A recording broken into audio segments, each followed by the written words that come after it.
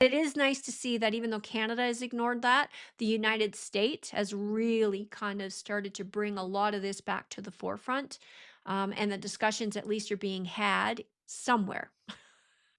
Yeah, but I want to push back a little bit on that one because as much as we like the fact that they're talking about it, there's a bit of a deflection going on.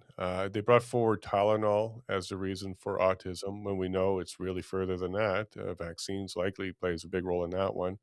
And they reintroduced and supported Pfizer with their mRNA technology. There was an $80 billion commitment to keep going on that.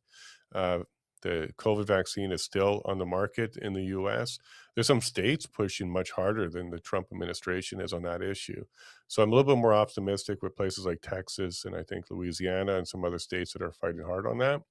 But I don't know if I would agree that the actually, you didn't say they went far enough, but I certainly would say that they didn't go far enough on that one. We were expecting a lot more, but with them doubling down on more COVID vaccinations, mRNA technology, Pfizer contracts, and focusing more on Tylenol than they are the vaccine for the cause of autism, we might be on the right track, but I think a lot of us want to see a lot further and faster progress on that one.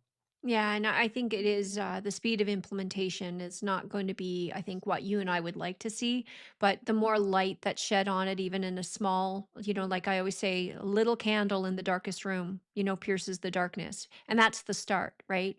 So one becomes two candles, two becomes four, four become eight. And before you know, like it's about exposure. And I think the only one good thing that happened out of COVID was the absolute exposure of the corruption and the control that was going on that people just were completely unaware of. And at least now, the discussions are being had. There's even studies right now that are being conducted on the impacts of vaccines and the impact of, people are talking about chemtrails. I've been following chemtrails for, oh my goodness, 30 years probably, because the HARP program, I was aware of that when I had my aerospace and defense company and started looking into things. And weather control has been a big thing, in discussions in especially military application for a very long time. And he who controls the weather, right? So, it's even things as far fetched as some of the conspiracies that, people thought were truly just nut jobs having those conversations. Now you're seeing serious, credible people, some of them whistleblowers, more of them just everyday individuals who take the time to do a little bit of research, and the conversations are being had. So at least there's some positive coming out of that. For sure.